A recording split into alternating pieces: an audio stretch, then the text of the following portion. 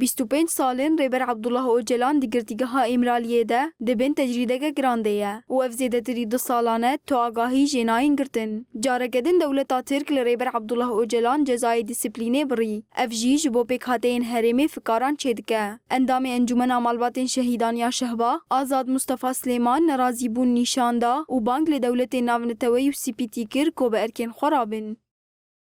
ام بانگا مج همه دولت نوونتوی رو جبو زیارت کردن سروک آپو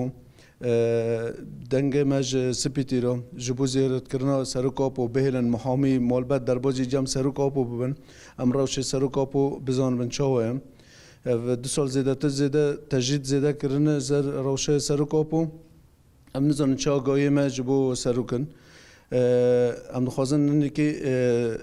تختیل سر حکومت AKP به تایبەت اردوغان ام زانبن روشه سروکتی ما چاویم. هروها اندام انجمن مالباتên şehîdan Nisrîn Cimo tecrîda li dijî Rêberapo şermezar kir û got Rêberapo ji bo gel mafê xwe bi dest bixe têkoşîn kir.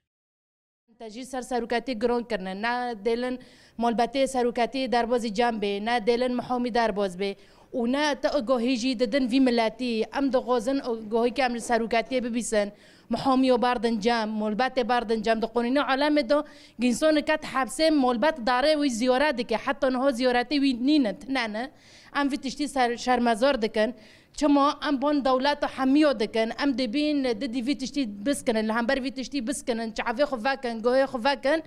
ام دغازن سروکتی آزاد ببه د نوی ملتی دو لانی سروکتی نه بس نوی ملت کی بحقی ملت کی دنده که بحقی عالم که ملت گیشتی دنده که بناتوا دموکراتیک دنده که